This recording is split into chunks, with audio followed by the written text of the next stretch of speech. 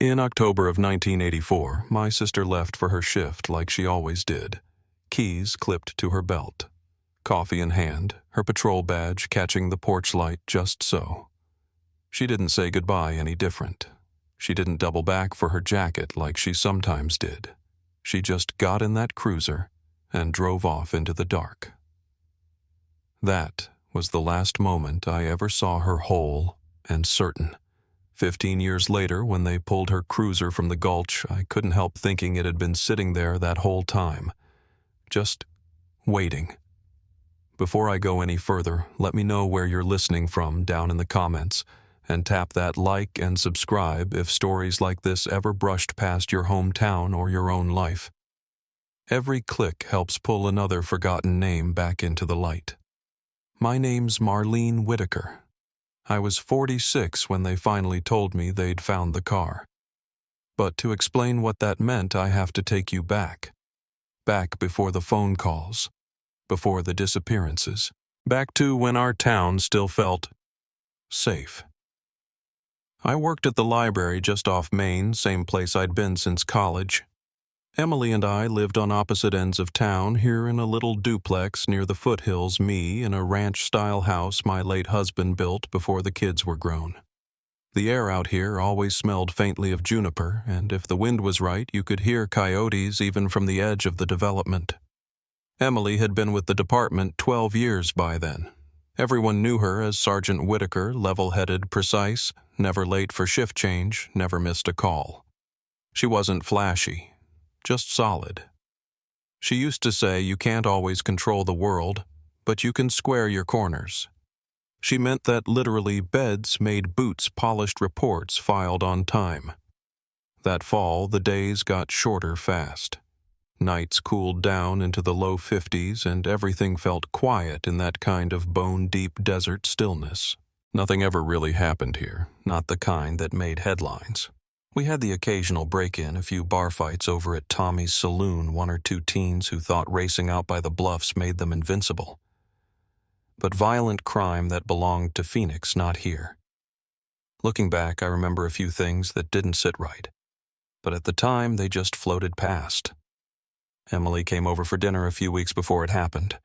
She didn't eat much, just sort of picked at the roast and mashed potatoes and asked me if I'd noticed anyone unusual around the station parking lot. I told her no, not really. She gave this small nod like she hadn't expected much.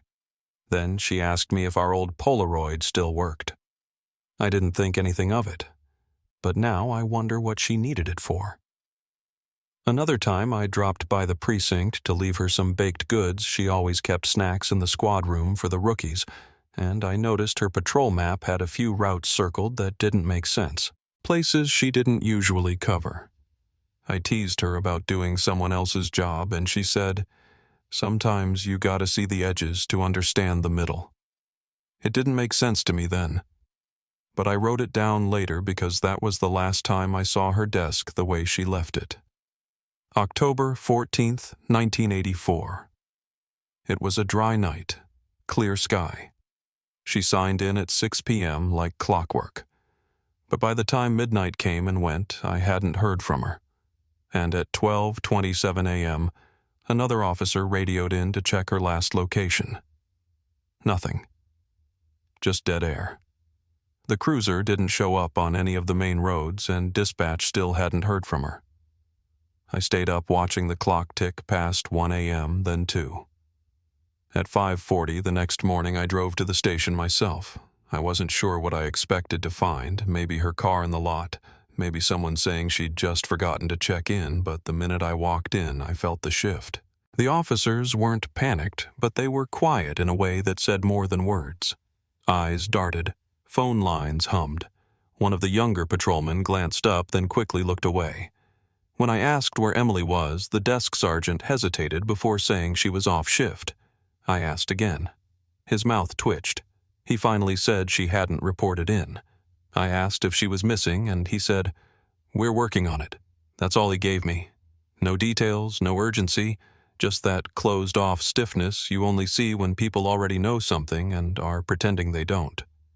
Emily's shift was supposed to end at 2 a.m., but her last recorded radio call came in at 9:47 the night before. She'd said she was checking out a suspicious vehicle along Quarry Road. That wasn't part of her normal patrol area. I knew that. Everyone knew that. No follow-up was recorded. No one sent backup. No one heard from her again. At 12:27 a.m., another officer later I'd learn it was Officer Bergman drove that stretch. He reported nothing. No lights, no disturbed ground, no fresh tire marks. According to the official statement later filed, there was no sign she'd ever gone that way. It was as if she'd radioed from thin air and vanished into it. By mid-morning, I started making calls of my own. A friend of ours who worked in records let slip that Emily's service weapon hadn't been logged at the station. It wasn't on her either, far as they could tell. Her department-issue Ford LTD had a radio tracker installed standard emergency gear in those days. But when officers tried to retrieve the signal history, the logs were blank. Not missing, just gone. Deleted, corrupted, depending on who you asked. When I asked the captain directly, he said it was probably a glitch, a system error. It happens. But I'd been around enough computers to know that even if one system failed, there were backups. Nothing just disappears without someone making it disappear. 2 days passed. No cruiser, no uniform, no trace. They combed 15 square miles of desert and scrub brush. Helicopters flew over the ridge with infrared scans. Tracking dogs were brought in, then dismissed when they didn't find anything. The longer it went on, the more their story shrank. Leads were exhausted. Resources were thin. Budgets were tight. The weather was working against them. At one point, I asked an officer why they hadn't brought in state support or issued a wider alert. He gave me a look I won't forget and said, "We don't want to cause unnecessary panic." That Thursday, I got a call from someone I didn't know.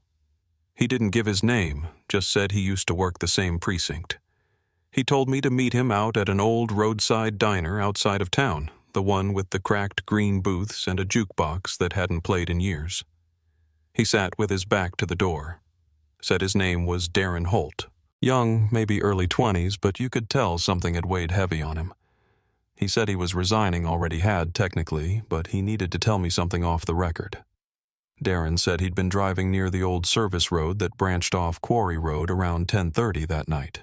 He saw taillights, a cruiser pulling off into the brush where no one had reason to go. He thought it was strange and radioed in to see if another unit was logged in that area. Dispatch told him no. He waited for further instructions. A voice he wouldn't say whose came over the line and told him to stand down. Let it go. I asked who gave that order. Darren shook his head and said, "Ma'am, I liked Sergeant Whitaker." She didn't deserve what happened. Then he slid something across the table, a torn page from a patrol log. On it in pen the words Q, Route 9 p.m. and 2 initials HL. I asked what it meant. Darren's mouth tightened. He didn't answer. He just said, "Don't ask that out loud," and walked out without touching his coffee. The next few weeks blurred. I filed requests, sent letters to the department, tried reaching journalists, even contacted a state investigator. Every door felt rigged to shut just as I knocked. Finally, in early November, I got a call from someone who said she'd heard about my sister's case. Her name was Gloria Mendez. She had been a dispatcher for over 20 years and had retired the year before. We met in her backyard under the shade of a pecan tree. She brought out a shoebox lined with old cassette tapes and paperwork faded with age, but clearly labeled. She said she'd kept backups just in case. We found the tape from the night Emily disappeared. Her voice came through faint but steady. Unit 17 solo check Quarry Road. Possible 1066. That meant suspicious person or vehicle. No stress in her voice. No panic. She was following something, not running from it. But when I asked Gloria if that tape had been submitted to the department, she shook her head. That segment, she said, was missing from the official archive. It had been cut, not corrupted. Removed. I asked why someone would do that. Gloria looked at me and said, because what she saw someone didn't want anyone else to hear. I couldn't sleep that night. I just kept hearing that radio call in my head. Quarry Road, 1066. Solo approach. She went alone. She didn't ask for backup. But why? What did she think she saw that she didn't want to announce? And who knew where she was going before she ever got there? By the time winter came, the searches had stopped. The press moved on. The department sent out a brief memo stating the case was open but inactive. I kept pushing. I asked for Emily's patrol assignments for the 2 weeks leading up to her disappearance. At first, I was told those logs had been misplaced. When I pressed harder, I received a sanitized printout that left out half the shifts she worked. The map I'd seen on her desk, that one with the strange circles, wasn't in her file. I asked about it directly. The clerk said no such map had ever been submitted. That's when I started to wonder whether it wasn't just a mistake. Whether someone had gone into her belongings and taken out what they didn't want found. Someone who knew how to wipe logs, delete pings, and reroute patrols without raising alarms. I started reviewing weather records for that night. No wind, no rain, clear sky. If a car had pulled off the road or been forced into a ditch, there would have been signs, tire marks, oil, glass. But nothing was ever found. I remembered what Darren said, taillights disappearing into the brush. And now, knowing the call was erased, the patrol map missing, and her shift rerouted without approval, it didn't feel like a disappearance. It felt like a trap. One afternoon, 2 months later, I received a call from a disconnected number. A male voice, low and trembling, asked me a single question. "You're still looking for her?" I said yes. He gave me a location, drylands, near the south ridge below the old service road. Then the line went dead. I reported it immediately. A single patrol unit was sent out. They didn't bring cadaver dogs or ground-penetrating radar. The report filed it as a hoax. 3 months later, that stretch of land was bulldozed and turned into a training ground for off-road vehicle drills. The topsoil scraped off. The ridges flattened. I drove past the site the following week and saw survey tape fluttering in the wind. I don't know who made that call, but they knew something. And if they were watching me close enough to time that message, then someone else still didn't want her found.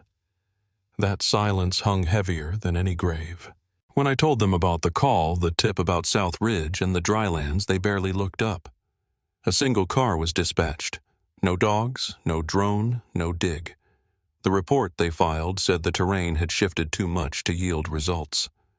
3 months later, the land was stripped flat, leveled for a county-funded off-road vehicle course. It wasn't marked as an active search zone. It never made the records. I drove out there the day after the bulldozers pulled out. The earth was flattened into ridges and packed soil. If there had been anything buried there, it was gone now. And still, no one from the department followed up.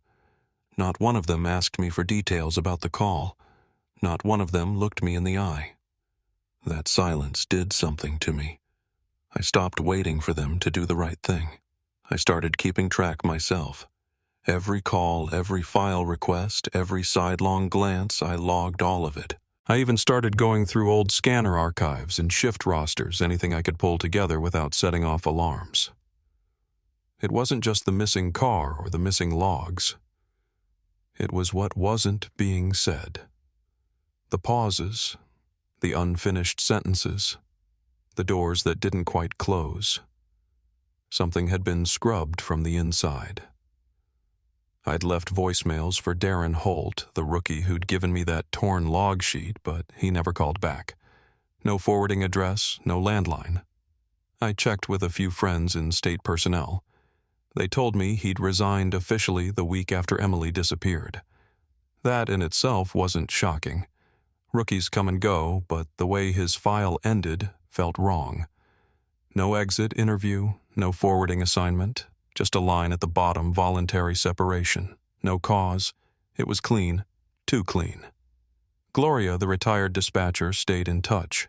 She let me copy Emily's last radio call from the original tape just in case the rest of the archive went missing. I'd play it sometimes late at night, listening for any tone shift or background noise, anything to tell me more than the words on the recording. But her voice never cracked. Not once. That calm, clipped tone, 1066 Solo Check Quarry Road, hadn't changed from how she always sounded. No fear, no hesitation. Like she knew exactly what she was walking into. I brought the log Darren had given me to Gloria. She recognized the format immediately. The initials HL, she said, matched a supervisor who'd transferred out of state shortly after the incident. She gave me the name but warned me gently. "He won't remember," she said. "That's what they all say." Still, I tried. I tracked him down to a department up in Oregon, retired now. I sent a letter. No response. A week later, I got a voicemail from an unlisted number. A man's voice, short and clipped. "Don't contact this number again." That was all. No name, no return call. I didn't need one.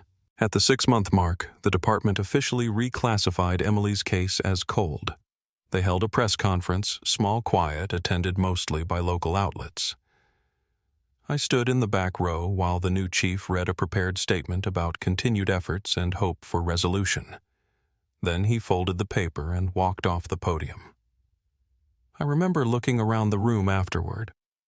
A few officers lingered, but none came over. The reporters packed up fast. On my way out, one of them stopped me in the parking lot. His name was Ben Rudd. Said he used to cover city council, but lately he'd been pulling on some threads in the department. He'd heard Emily's case had missing files. I didn't confirm anything. I just asked for his number. The next week, he brought me a receipt yellowed and creased from a gas station on the south end of town. It was signed by Emily. Time stamped 7:42 p.m. on October 14th. The last radio log placed her checking in at a different location 15 minutes earlier, miles away. I asked where the receipt had come from. Ben said it was sent anonymously, no note, no return, just postmarked from the county line. I went to the gas station myself. It had changed hands twice since the 80s. The owner didn't know anything, but an old clerk in the back remembered hearing about a female officer who showed up that night, didn't pump gas, didn't go inside. Just stood near the payphone for a while, then left. I started pulling old phone records, anything tied to that number. It took weeks. The clerk didn't remember the exact time, but I cross-checked logs from 7:30 to 8:00 p.m. and found one call outgoing to a number tied to the regional DEA office. I called the office. They told me they had no record of any incoming calls from that location and no involvement with any case related to Emily Whitaker. I asked for any notes under Operation Bridgeway. The line went quiet. The man on the other end said, "There's nothing by that name." Then he hung up. I found a retired DEA agent 2 towns over. He wouldn't talk on the phone, but he agreed to meet at a public park far from town. When I asked him about Bridgeway, he leaned back and rubbed his hands together like someone trying to work out how much they were allowed to say. Finally, he told me that operation names like that usually meant internal monitoring agencies, watching agencies. He said Emily probably got too close to something she wasn't meant to see. It wasn't about what she did, he said. It was what she found. He didn't say more, just warned me to be careful. That was the word people kept using. Careful. I went back through Emily's things, her uniforms, her notebooks, even old family photos in case there was something I missed. That's when I found the sketch, folded into the back of a file labeled Routine Stops. It looked like something she'd drawn herself. A bridge over a ravine, 3 figures and a car parked to the side. 2 of the figures wore plain clothes. One had a badge. It was dated 2 weeks before she vanished. I recognized the bridge. It was out past the state line near a canyon she used to drive to when she needed space. Said it helped her clear her head. I went out there with the drawing just to see.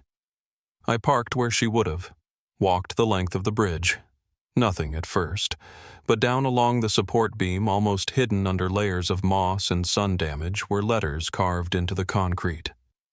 EJ. I saw you. The lines were faint, but they were real. Whether it was Emily who carved it or someone watching her, I still don't know. But it meant someone had been there. Someone who wanted to be remembered. Or maybe someone warning her that they already knew. I didn't bring the sketch to the police. I didn't file a report. I just took a picture, made a copy, and locked it away. At that point, I'd stopped expecting them to help. Too many people had told me too many versions of not remembering, not finding, not knowing. But every time I heard those words, it only made the silence louder. Because even if they didn't believe me, the land remembered. The sketch, the receipt, the call, and now the mark on the concrete. They were starting to add up. Not answers yet, but something close, and something I couldn't walk away from.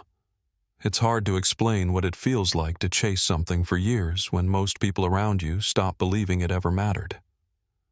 I'd show people the sketch Emily left, the one with the bridge, the 3 figures, the unmarked car, and watch their eyes dull halfway through.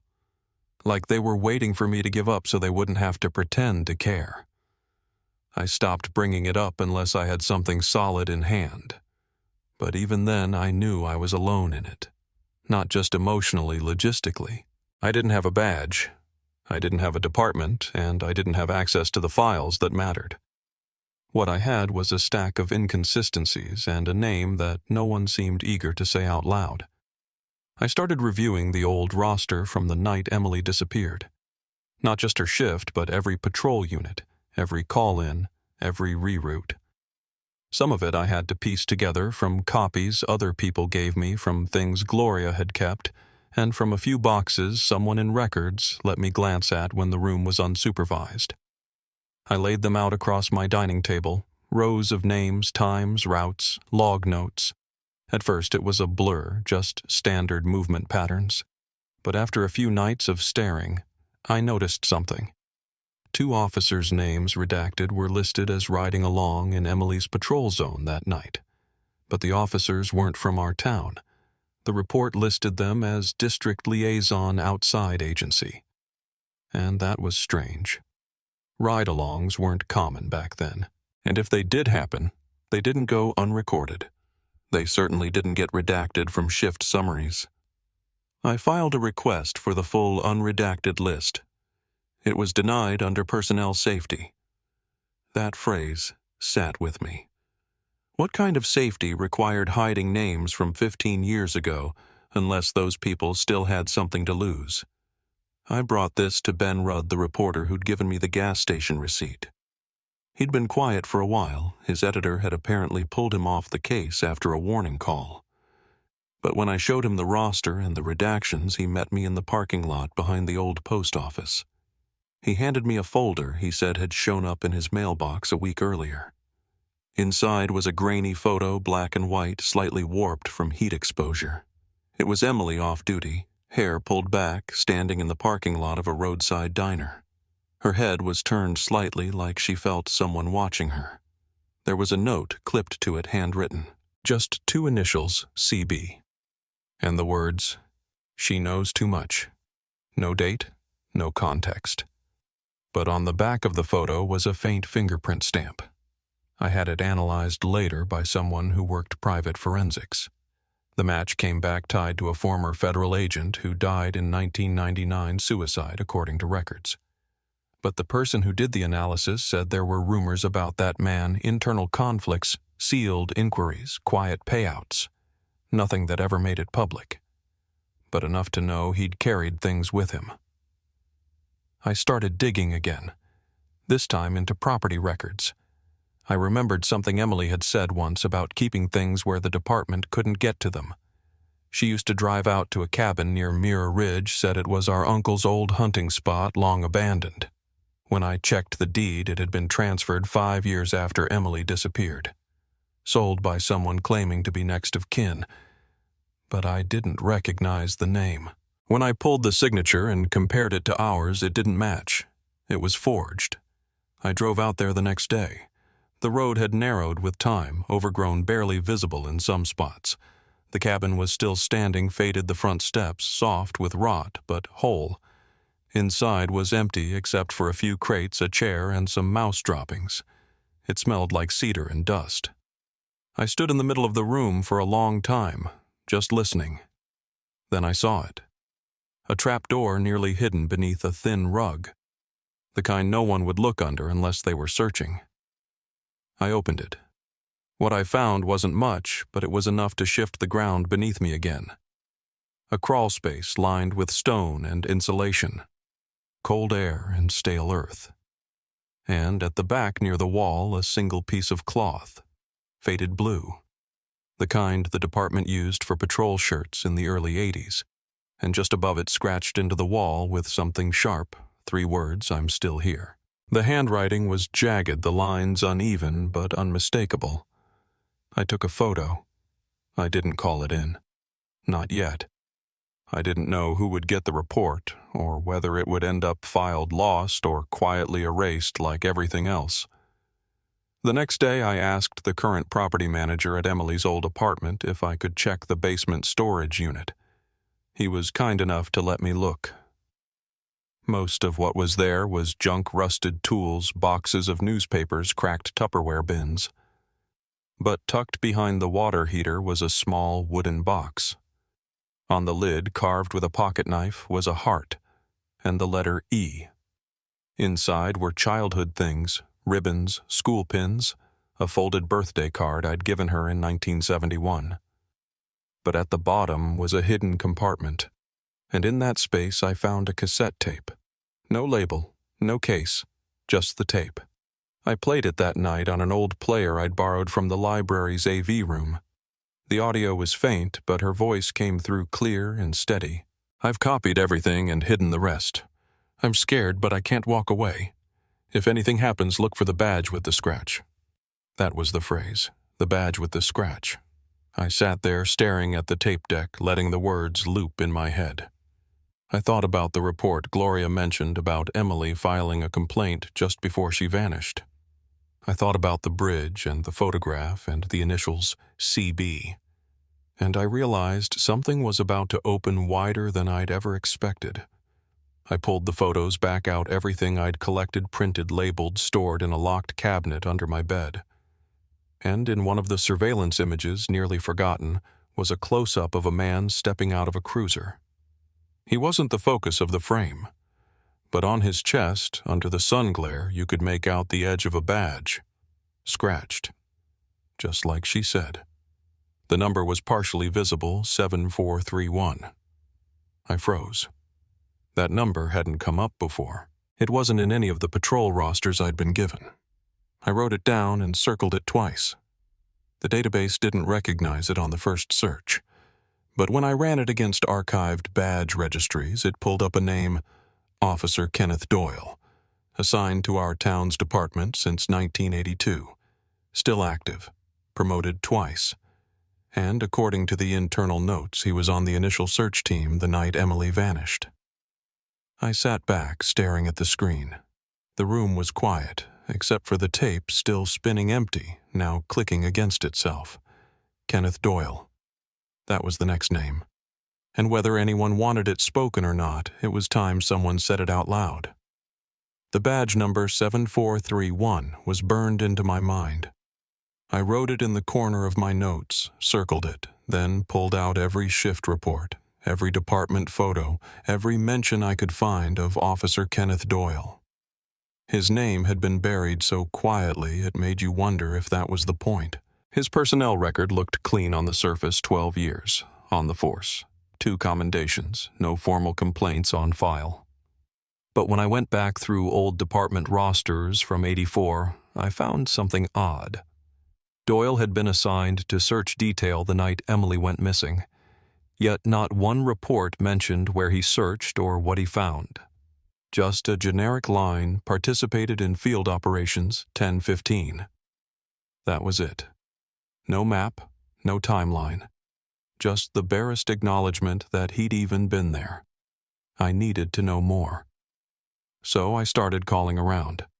A few retired officers still lived in the area. Most either didn't return my calls or claimed they didn't remember much about Doyle. But one agreed to meet me. He didn't want to go on record, and he made that clear right away. We sat on the tailgate of his truck parked at the edge of the canyon where the search had first begun. I asked what he remembered about Doyle during that time. He was quiet for a moment, then said, "He kept to himself. Not a bad cop, but..." Emily called him out once, something about a report that didn't line up. It got tense. I asked what the report was about. He didn't know exactly, something to do with a drug bust, maybe a planted item, maybe just sloppy work. But Emily had gone on record. "I remember her saying she wasn't going to let it slide," he said. "That was the week before she disappeared. I went back to Internal Affairs, asked again for access to complaint logs from 1984.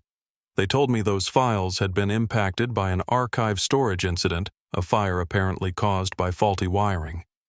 But the more I pressed, the more specific the damage seemed to get. Boxes from 83 and 84 were gone. But everything else, files from 82, 85, even admin notes from that same floor had survived untouched. When I pointed that out to the clerk, he just shrugged. Some people, he said under his breath, don't want her name showing up in anything. I stopped by the station that afternoon and sat in the car across the street for almost an hour. I watched people come and go. Same brick building, same flagpole in the front lot. I hadn't set foot inside since that first week.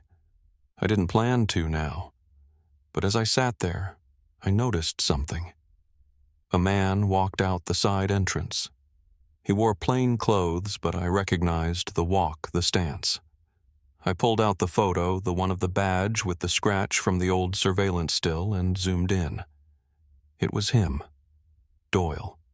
He hadn't left town, despite what someone at the state office had told me years back about a quiet retirement. He was still here. And when I ran a new search this time through property tax rolls, I found his address just 3 miles from Emily's old duplex. I needed more than that. So I started cross-referencing Doyle's patrol logs with the dates and locations Emily had marked in the cassette tapes and her sketches. There was overlap. Not just once. 3 times in the final month before she disappeared. And one of those locations, the old service road where she gave her last radio call, had been marked in both of their schedules on the same night. But Doyle's log said patrol redirected. No destination listed. At that point, I pulled out everything I had and laid it across the living room floor. Photos, maps, audio logs. One envelope I hadn't opened in a while caught my eye. It held the anonymous photo of Emily at the diner, time-stamped just 15 minutes before her last call. I hadn't looked closely at the background before, but now I saw it parked in the shadows, half out of frame, was a black sedan, and leaning against the hood was a man in a jacket. His head was turned, but even at that angle I could make out the profile. I compared it to an old academy photo. It was Doyle. That's when I called Delroy. He was a man I'd spoken to once years earlier, back when Emily's case first went cold. At the time, no one took him seriously. He was unhoused, said he'd seen something near the cliffs the night she vanished, but the report had been dismissed. No credible witness, they wrote. I found him again, living in a halfway shelter downtown. He remembered me instantly. When I brought up Emily, he nodded slowly. I told them he said I told them she was in trouble. I saw her arguing with a man by the ledge. She tried to get away. He grabbed her.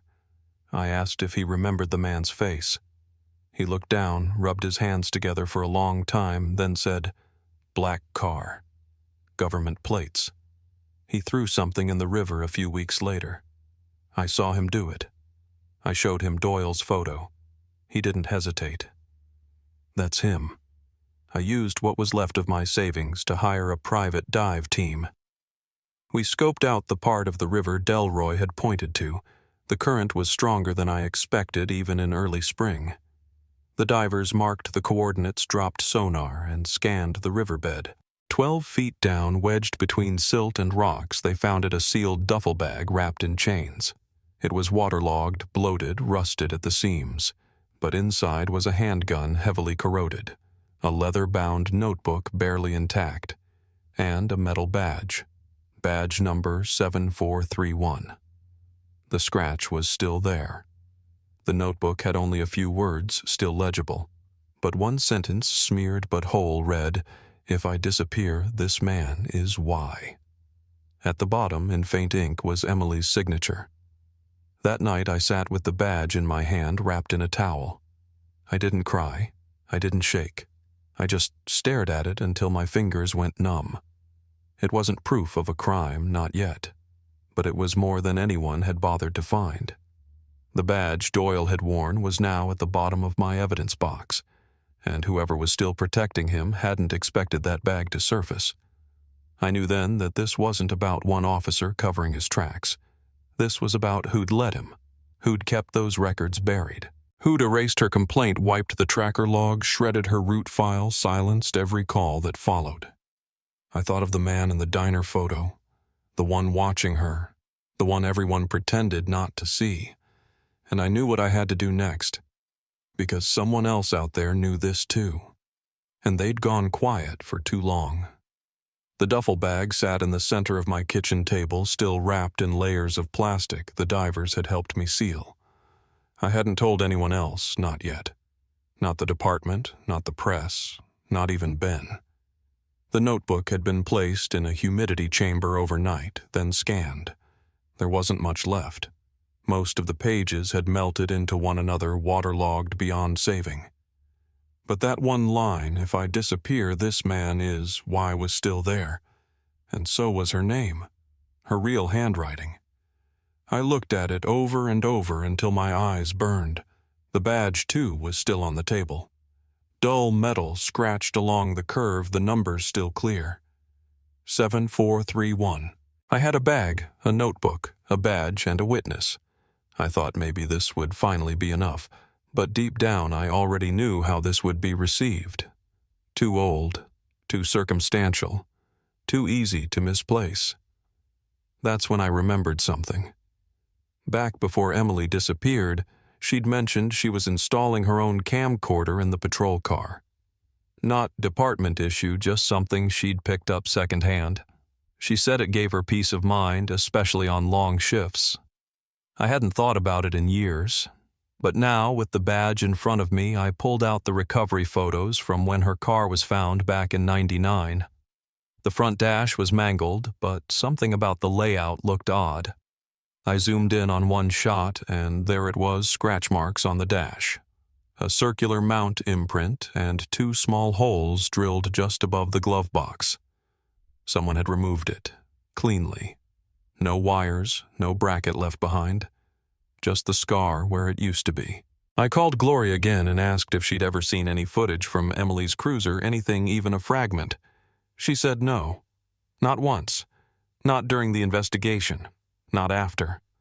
I printed out the photo and brought it to someone who'd worked in forensics at the time, now retired and living with his son on the east side of town. He looked at the image, squinted, and said, "Yeah, she had a mount there. I remember her asking me about how to back up tapes. I asked if he ever saw the footage. He shook his head. Nope. But the bracket. It was in there the day before. That meant someone had been inside her cruiser before the department ever officially found it. Someone had gotten to the evidence before the crime lab. I asked the obvious question. Why didn't anyone say anything? He just looked down and said, "We were told it had already been searched. They didn't want us second-guessing the chain of command." Later that night, I got a message on my machine. No name, just static followed by one phrase. It was never about her. It was about what she saw. Then it cut out. I had the recording traced, but the number came back to a payphone near the outskirts of town, already pulled out by the time I got there. I didn't bother reporting it. Whoever left the message hadn't meant for the police to hear it anyway. I spent the next week revisiting every file I had, trying to find anything that matched what Emily might have been documenting in those final weeks. That's when I remembered Walter Pike. He'd worked part-time as a mechanic for the department back in the early '80s. Mostly fleet work, brake jobs, electrical checks. He was in his 70s now, living out near Red Rock with his daughter. I called him up and asked if he remembered Emily. He said of course. She was the only one who ever brought her own coffee." He laughed. But when I asked if she'd ever brought in her car for something unusual, he went quiet. Then he said, "Yeah. A month before she went missing, she asked me to check her brake lines. I asked if anything was wrong. They were worn, but not dangerously. I told her that. But then she looked me dead in the eye and said, 'If something happens to me, look at this car first.' He never forgot that. And after she vanished, he waited for someone to ask. No one ever did. I brought him the recovery photo, the one with the cruiser lodged in the canyon mud. He leaned in, close eyes scanning the roofline, the rear fender. 'That's the same car,' he said. 'I fixed that dent right there. Same week she came in. The mark was small near the rear driver's side, a ripple in the metal just below the tail light. I'd seen it before, but hadn't known what to make of it. Now I did.' It was confirmation that the car found in the gulch was the one he'd worked on. It had been the same vehicle from the shop to the canyon floor. Whatever had happened to it in between had been deliberate. The next day I made a formal request for Emily's complete personnel file, her evaluations, route logs, complaints, filed internal notes. I figured if they were going to keep telling me the trail was too cold, they might as well put it in writing. 2 days later, I got an official letter saying the records had been destroyed. A minor electrical fire, they claimed, had damaged several archive boxes from 83 and 84. When I followed up, they clarified that only Emily's file and a few related stop logs had been affected. Everything else on the floor, memos, maintenance records, policy manuals, had survived. There was no fire department report, no insurance claim, just the apology. Quiet. Final. I brought that letter to the same retired officer who had told me about Emily and Doyle's argument. He looked it over, then said, "It's like they want her to vanish twice." I asked what he meant. Once from the road, and once from the record. He was right. Every time I got close to something solid, it dissolved just before I could touch it. But they hadn't erased everything. I still had the badge. I still had the bag, and I still had the cassette, the one Emily had recorded, where she said to look for the badge with the scratch. I listened to it again that night. I sat on the floor with headphones, eyes closed. Her voice came through in uneven bursts. She was nervous, but clear. "I'm being followed," she said. "Same car 3 nights now. They know where I park. I don't think I have much time." Then she listed numbers, badge numbers, names. Some I recognized, some I didn't, but one name came up twice. Ray Donnelly. He'd been a captain, retired in 1990, full pension. No controversies on record. I pulled up an old press photo of him shaking hands at a town council award dinner, smiling wide. I dug deeper, found gaps in his service history. Years where he wasn't listed on field assignments. Awards that didn't match the promotion timeline. And then I remembered the blurred photo Emily had taken 2 men near a cruiser passing an envelope. The squad number was partially visible. It matched Donnelly's vehicle at the time. I printed it and drove to the nursing home where he now lived. He was frail but lucid. I sat across from him, unfolded the photo, and placed it gently on the blanket in his lap. He stared at it for a long time. Then he said, "That night we were told to let it happen." I didn't move. I asked what he meant. He kept his eyes on the photo. "She wasn't supposed to be there," he whispered. "She found the warehouse." I asked what warehouse. He didn't answer, just closed his eyes and said, "She wasn't the first, but she was the last." When I left, I walked back to the car without speaking. I knew I wouldn't get another chance to talk to him, but I didn't need more. I already knew what I had to find, and where to look for it next. Because whatever was under that bridge in that warehouse or buried in the canyon, and someone had decided it mattered enough to silence her for good. And now it was my turn to see it through. I didn't sleep that night. I kept playing Donnelly's words over in my mind. She wasn't the first, but she was the last. It was the way he said it. Not like a theory, but a statement of fact. There was no doubt in his voice. I pulled the tape recorder from my desk drawer and rewound the last of Emily's tapes, the one she'd left hidden in the bottom of the wooden box. She talked about movement under the bridge, crates being loaded, unmarked vans, the dockyard. She'd written down dates times badge numbers, and then her voice shifted. Slower, measured. Same sedan 3 nights in a row. Same plate. They know where I live. The tape cut out after a soft knock, a whisper. They're here. Then nothing. I decided to have the film rolls developed. 3 old 35mm canisters tightly wrapped in cloth sealed with electrical tape. I'd found them alongside the tape tucked into the same rusted toolbox in the attic of the garage. It took 2 weeks, but a film preservationist was able to recover most of the images. I picked them up in a plain manila envelope handed over quietly in a parking lot behind a photo shop that didn't ask questions. That night I laid them out on my kitchen table, 1 frame at a time. The first roll showed the dockyard exactly like she described. Men in plain clothes, passing duffel bags, 2 unmarked vans, a boat tied off at the far end of the pier. It was hard to tell what was inside the bags, but 1 frame caught a glint of metal, sharp-edged and cylindrical, sticking out the side of a canvas flap. Guns, maybe. Maybe more. The second roll was of a storage unit number 114, the same one from her notes. Emily had captured a series of photos from different angles, first from the road, then from a low crouch across the street. The images were shaky, but you could make out a man approaching the unit.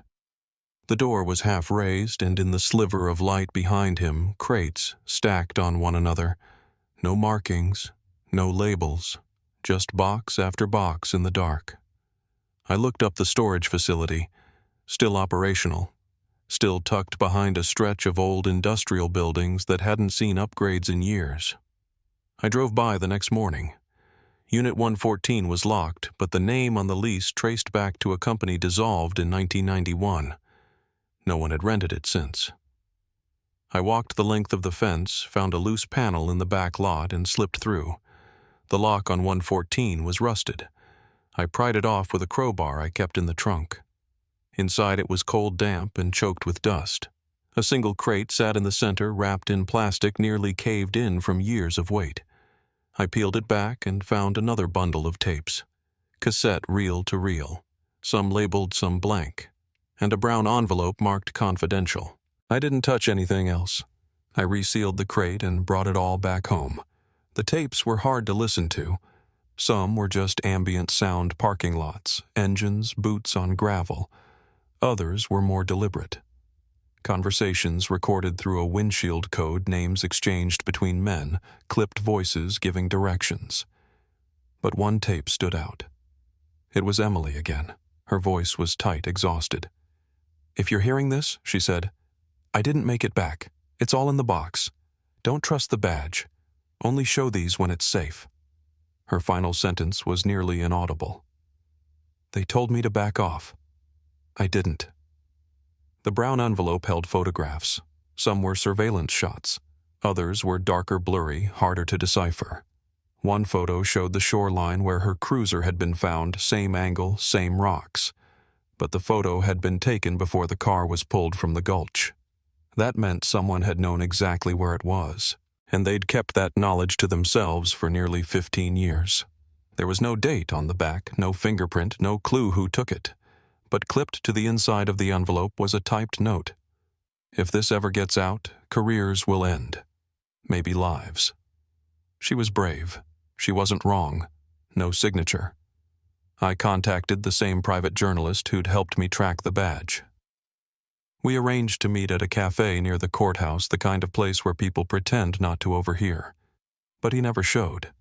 Instead, a man in a gray suit sat down across from me. No expression. He slid a second envelope across the table. "You need to stop," he said. "This story doesn't end the way you think." Then he got up and left. Inside the envelope was a single document, a sealed file stamped with Emily's badge number. It read, "Case resolved internally." No explanation. No sign-off. Just that. That night, I went back through every record I had. I looked again at the shoreline photos. One frame caught something I'd missed before a rocky incline just off to the left. I remembered the recovery team saying they hadn't found the full chassis. Only part of the vehicle had been accessible. I grabbed a flashlight and drove out there. The incline was still steep, but erosion had shifted things over the years. A narrow break in the brush revealed what looked like a cave low, half-buried, hidden by collapsed rock. I crawled in slowly. The space was shallow, but inside I found what looked like insulation scraps of torn plastic and a piece of metal with deep paint scratches, same color as Emily's cruiser. Someone had tried to move the rest of the vehicle into the rocks. And failed. I backed out, careful not to leave a trail. The next day, I contacted the current tenant of Emily's old apartment. He let me into the basement storage unit. Tucked behind a water heater, I found an old wooden box, one she'd carved her initials into years before. Inside were childhood keepsakes, beneath them a false bottom. Another cassette, this one unlabeled. I played it. "I've copied everything and hidden the rest," she said. "If anything happens, look for the badge with the scratch." Her voice trembled. "It's bigger than just him. They're connected. Warehouse Bridge Squad 11. Look there. But only when it's safe." I froze at the mention of Squad 11. That unit had been decommissioned right after she disappeared. Quietly. No explanation. I ran the badge number again. Same match. Doyle. I looked back through the photographs, the surveillance shots, the storage unit, the shoreline. And I noticed something I hadn't caught before. In one of the earlier images, 2 officers standing beside the crates. One had a badge, the other didn't. But both had radios clipped to their belts and both were wearing department-issued jackets. I zoomed in. The one on the left was Doyle. The one on the right I wasn't sure. But I had a gut feeling I'd seen that face before. Somewhere in a training photo or an old holiday party spread in the precinct newsletter. I started digging. Then the phone rang. No name, just static. And a voice scrambled and low, "You're looking where you shouldn't. Some doors aren't meant to open." The call ended. I traced the signal. It had pinged off a cell tower near the old headquarters. Doyle hadn't left the state. He hadn't even left town. I packed everything into a box, sealed it, and labeled it with the date. Then I slipped the original tape back into its case and wrote down the only lead I hadn't followed yet, the cabin. Mirror Ridge. My uncle's place. Emily had mentioned it once. A place she used to go when she needed to think. I looked up the deed. It had been transferred in 1989, 5 years after she disappeared. The signature forged, the buyer untraceable. I got in my car and drove. I didn't tell anyone where I was going. Not this time. If there was anything left out there, anything she'd left behind, I had to see it with my own eyes. Because now I knew. Emily hadn't been silenced because of a mistake. She was taken because she was right. And someone out there still wanted her story to stay buried. I pulled off the road just after 7 that evening. The sun had dropped below the ridgeline, and what little light was left had turned the trees into silhouettes. The cabin looked smaller than I remembered. The front steps had caved in at one corner, and a shutter hung by a single hinge, creaking just faintly in the breeze. I stood still for a minute. Let the quiet settle. Then I walked up, boots crunching softly over the gravel. The key Emily had once left hidden under the 3rd floorboard was gone, but the door was unlocked. Inside, everything smelled like damp pine and old dust. Cobwebs clung to the corners. The furniture was gone, stripped out long ago. But the shape of the place, the slope of the ceiling, the 2 narrow windows above the sink, the spot where our uncle used to stack his firewood hadn't changed. I kept my light low as I moved through the room. There were mouse droppings along the windowsill and what looked like old water damage creeping up the far wall. I stepped carefully around the loose floorboards, checking the seams of the walls and the inside of the closet. Nothing. No notes. No files. No flash drives. But then I noticed something strange about the rug in the center of the room. It was newer than the rest of the place, clean edges, unfrayed, the kind you'd buy from a department store clearance aisle. I rolled it back. A trap door. The hinges creaked as I pulled it open. A wave of cool, stale air rushed up from below. I sat for a second before I climbed down. The crawl space wasn't deep, maybe 4 feet high, but it ran the length of the cabin. My flashlight caught old stonework foundational blocks, cracked in some places, still solid in others. I moved slowly, following the low tunnel. Toward the back, carved into one of the stones, were 3 words. Jagged. Shallow. I'm still here. I took a photo. Then I noticed something lying in the dirt beside the wall. A scrap of fabric badly faded. Blue-gray with a thin stripe. Same as the uniform Emily wore in 1984. I didn't move it. I didn't touch anything else. I backed out the way I came and called in the discovery anonymously the next morning. 2 days later, a forensics team arrived. I stood across the road and watched them go in. They stayed for hours, collected samples, took photographs. By the time they left, dusk had settled again. Later, I got a call from someone I knew on the inside. The handwriting on the stone matched Emily's, but there were no remains, no blood, no confirmation she'd died in that space. Just a name, a scrap of cloth, and a lot of unanswered questions. The official summary would later say inconclusive. Not enough evidence to classify the location as a crime scene. Just one more place on the map. I spent that night staring at my wall photos, documents, notes all taped up in a patchwork of names and dates. And then something clicked. It wasn't just Emily's case that had vanished in that stretch of years. There were others. Women gone missing from surrounding counties between 1984 and 1989. 5 that I could find in old clippings. 2 teenagers. 1 nurse. A gas station clerk. 1 listed as a domestic runaway. All written off quietly. No follow-up press. No coordinated search. I pulled their case files and looked for the original responding officers. 3 of them had one name in common, Kenneth Doyle. I circled his name again. Then I pulled out the photographs Emily had taken of the storage unit, the crates, the unmarked vans, the men in department jackets. I went through them one by one, and in the last image cropped along the edge of the frame was a car. Black. Same model I'd seen before in other shots. I zoomed in on the license plate. It was blurry, but the numbers matched the plate Emily had written in the margin of one of her tapes. The same plate she said had followed her home. I drove back to town the next day and checked in with Ben. He'd been quiet lately, said his editor was nervous, that the station had gotten a call about liability, but when I showed him what I'd found, he just stared at it in silence. "You need to talk to someone higher," he said finally. "This is bigger than the precinct. We contacted a staffer working under a local senator, someone Ben trusted.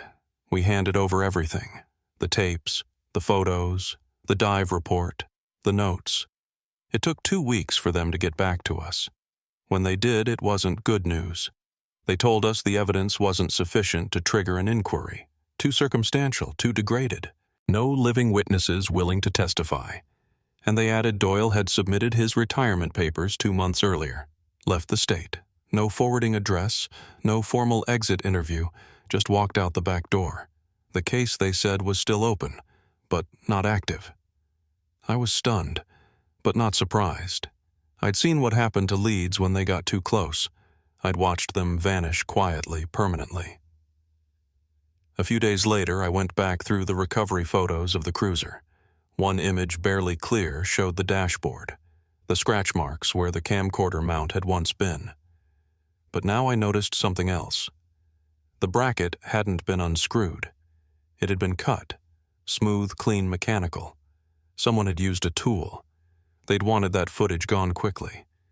And that brought me back to one final lead. A warehouse Emily had mentioned in the tapes, near the bridge. She said she'd seen crates, lights, badges, and one word that hadn't come up until then: Bridgeway. Operation Bridgeway. I remembered the former DEA agent who told me Emily hadn't been taken for what she did but for what she found. I pulled the name again and ran it through every open records database I could access. Nothing. Then I tried FOIA requests under related federal programs. Still nothing. But I did get a single piece of unredacted information. A list of properties that had been temporarily leased by interagency task forces in the mid-1980s. One address matched the coordinates Emily had logged. The site had been decommissioned in 1986. The paperwork marked it as storage and transfer. I printed out the location and drove there just before sunrise. The structure still stood. Rusted siding, padlocked gates, a for sale sign hanging half loose. I didn't break in. Not then.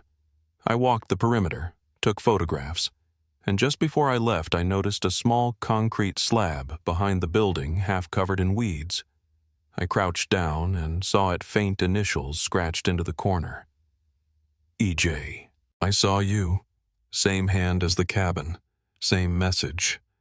I didn't know what the next step would be, but something told me I wasn't the only one who still cared.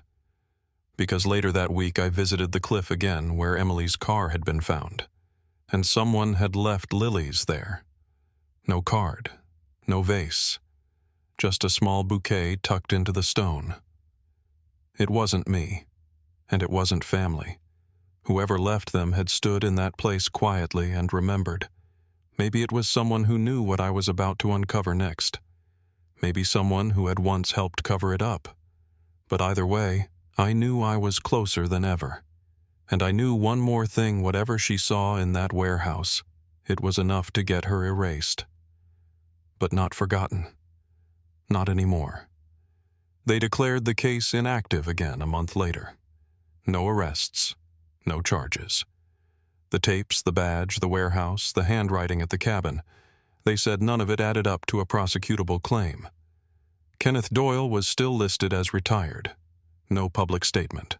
No trace. And the warehouse near Mirror Ridge demolished the same week the records request came through. The timing wasn't even subtle. The truth, whatever shape it had taken back then, had been built to survive without witnesses. And yet pieces still made it through. Not all of them, but enough. I kept one of Emily's tapes beside the bed. Not the recordings from the storage unit or the night surveillance. Just a short one. A voice memo she'd made 6 weeks before she vanished. Her tone was lighter in it. Almost tired in a good way. She mentioned a cat that kept showing up near the precinct lot. Said she was thinking about repainting the front steps. Talked about a movie she wanted to see with me next time we both had a day off. I played it sometimes when I couldn't sleep. Not because it had answers, but because it had her. The parts of her that hadn't been edited out of reports or buried under phrases like insufficient evidence or possible misidentification. Over time, I learned to stop chasing closure. That word gets thrown around like it's something you arrive at or win or earn. But for me, it just meant understanding that the silence wasn't mine to fix. I couldn't make the department admit what it buried. I couldn't make the state reclassify her file.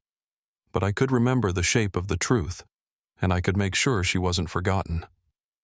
I started sharing the case again quietly. Community centers, local schools, survivor forums. Not with sensational headlines or theories, but with details. Photographs.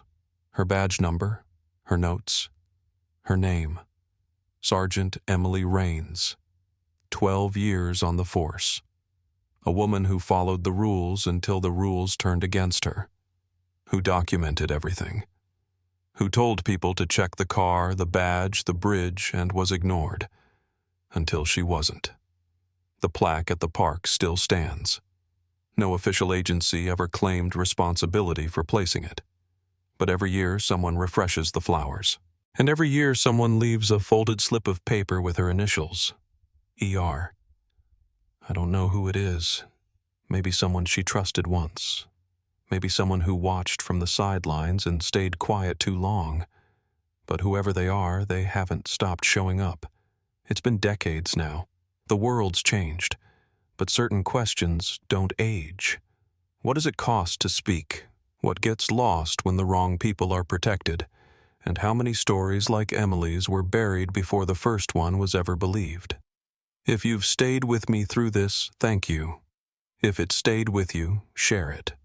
Tell someone her name, so that maybe somewhere down the line when the next silence tries to settle, it won't be so easy to let it hold.